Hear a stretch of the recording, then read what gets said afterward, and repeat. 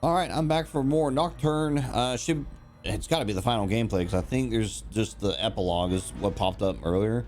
So I'm gonna go ahead and start this. I didn't know there was a volume 5. I keep saying chapter. I didn't know there was a volume 5. So this is new and scary to me. So here we go.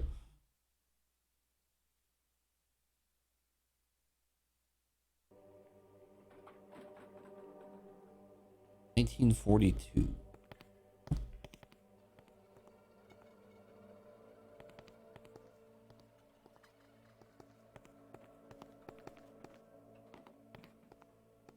So where's this at? I've never been in here before.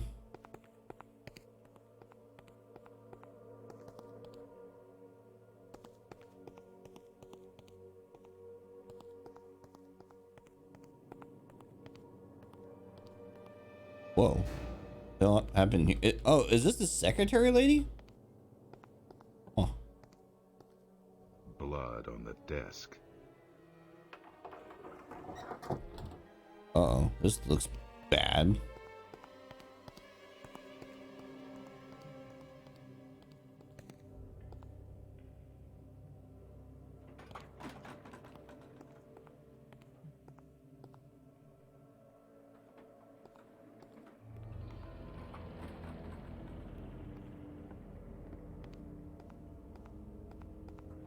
Yeah, I can't see shit. Is this a light switch here? Okay. What the hell happened?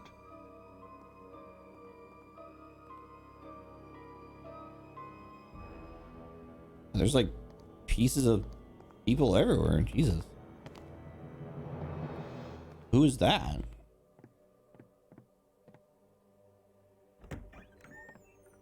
Blood everywhere.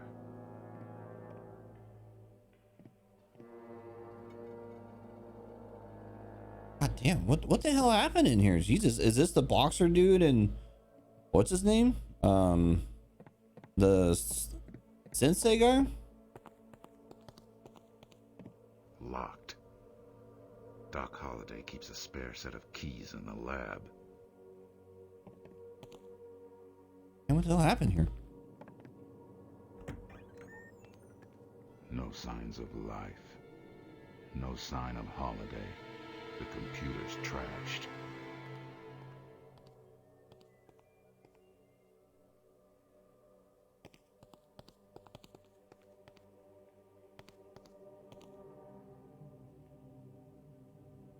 Battery. What the hell would I do with a battery? Holliday's spare keys. One of these will open the briefing room door.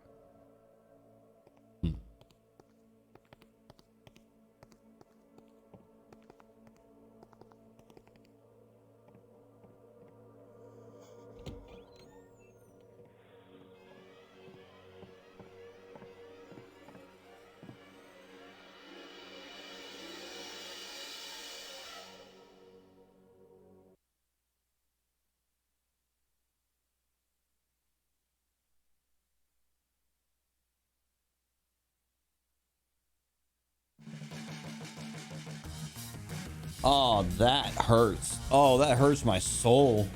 Oh, and it ends on a to be continued.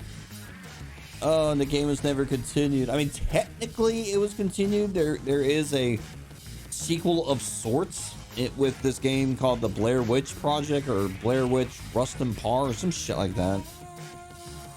But it's not really a sequel because you don't even play as Stranger. You play as, I think you play as Doc Holliday in that game.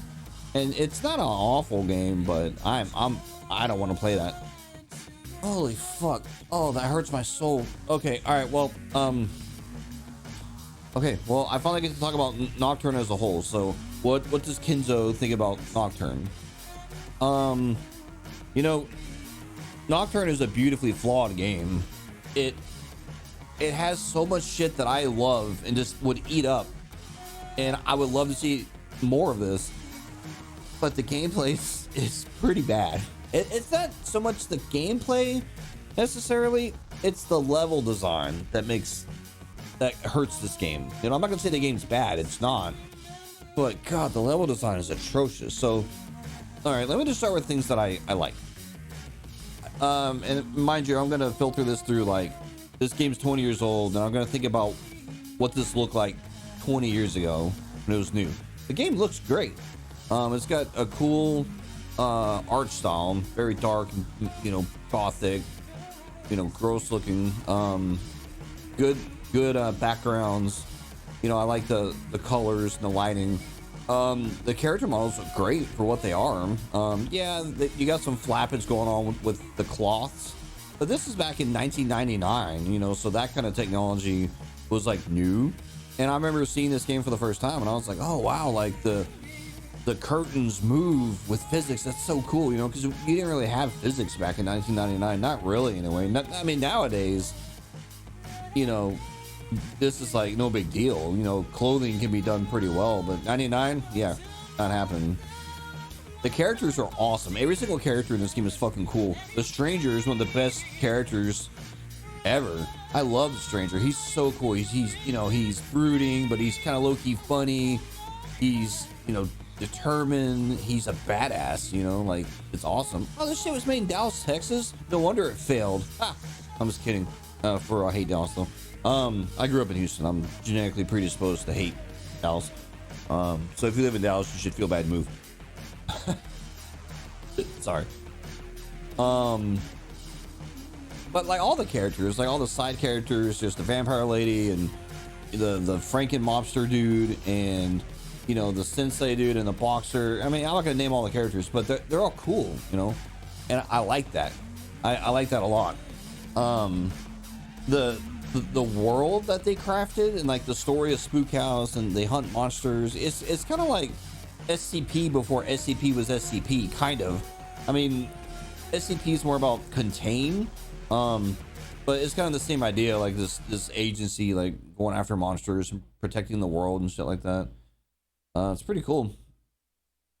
I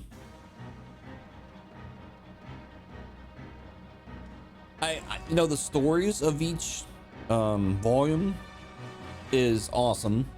You know, the first one was a vampire setting, and it had like this cool gothic setting with castles and a forest and werewolves and vampires and monsters.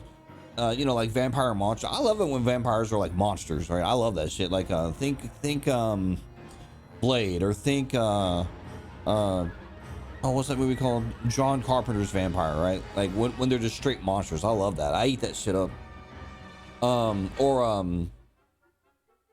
Oh, what's the other series of movies? There's like a ton of them. Underworld. Like, I love Underworld. I have a very soft spot for Underworld. You know, the second chapter was like, it started on a train and there's werewolves on this moving train. It's badass. You know, you get into a zombie town, zombie cows, zombie dogs. You know, you get into like this underground area where there's like these you know, HP Lovecraft cosmic horror monsters in this cave.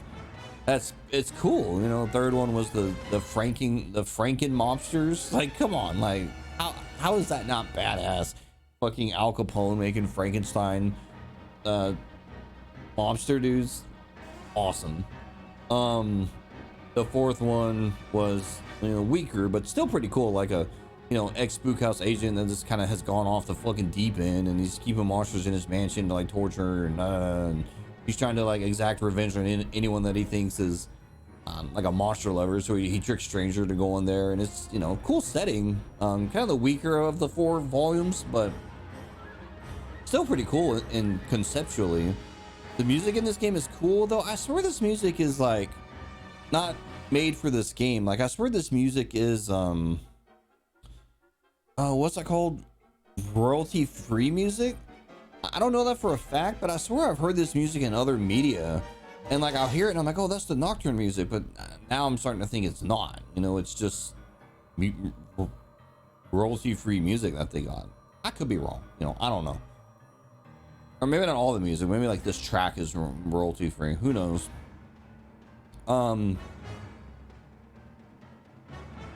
The voice acting is pretty decent for a game set, a survival horror game in 1999, because keep in mind, like 1999, we're dealing with like Resident Evil kind of 2 and 3 at that point, where the voice acting's rough. You know, it's not as bad as like RE1 for sure. RE1 is like legendarily something else, man.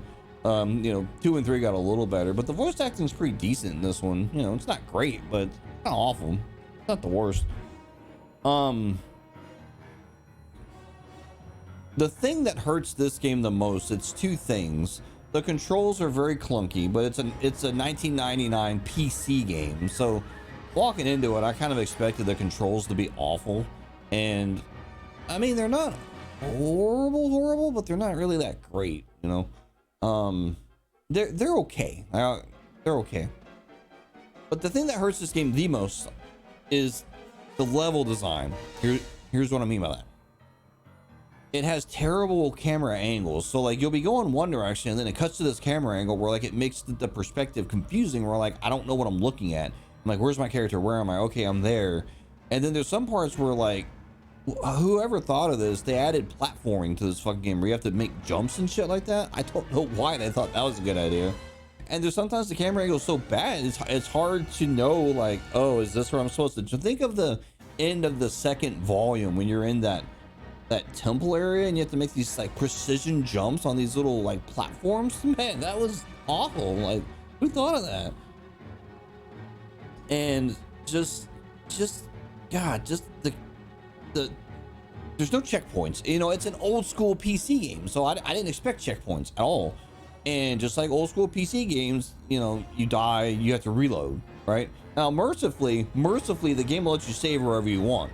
I like that. Thank you for that. But I shouldn't have to hit quick save every fucking 3 minutes because I'm scared I'm gonna like go around a corner where I can't see what I'm doing and fall into a pit and die, you know, or there's a trap that there's no way I could have known about. It's just, I don't know. Like, I wish that wasn't such a big deal, but it's such a, like, it's such a big part of the game that it takes away so much from the experience, where I'm like, fuck, there's so much to love about and praise about Nocturne, but the level design just fucks it all up. It's so bad. And I hate to say that, but it's true. It's just bad level design. I mean, I don't know how else to say it. It's just bad. Oh God. I would love for this game to get remade. Like, this is a game that, out of all the games I've played recently, like old games, I mean, like, this is one that deserves a remake. This is one that it needs to get revived. Like, someone needs to buy this IP and resurrect it, you know, do it. Hell, if Capcom could get their hands on this, like, oh God, like, they have money, they have resources, you know, they could use the RE engine, you know, bring the Stranger back, you know, hell, make a fucking sequel to this game, like do something, you know. But I don't know. I mean, it's been 20 years now, and I'm not gonna say Nocturne's like dead and forgotten, but I mean, here's the deal: a lot of people don't even know about this game. Most people don't even know what I'm talking about when I bring up Nocturne. I'm like, oh, this game called Nocturne. I'm like, what's that? I'm like, there's one guy the other day at work, I mentioned Nocturne. He's like, oh yeah, that kind of Resident Evil game. I was like, oh my God, another human being that knows what I'm talking about. Oh man, this is a series. I have such a soft spot for this series. It was kind of, you know, and it's one of those, like, I had such a soft spot, I kind of forgot how atrocious the levels were. But it's like, I'm willing to overlook it because everything else about it is so cool. You know what I mean? I'm just like, ugh. Will I ever play this game again? Probably not. I mean, I might, but I think if I did, I'd just cheat my way through it. I'm still pissed at Volume 3, how they did that part where it's exploding and it's time, but like there's no way to know. I'm still mad about that. That was like days ago, and I'm still pissed about it. So bad. God. Fucking hell. All right. Well, I did it.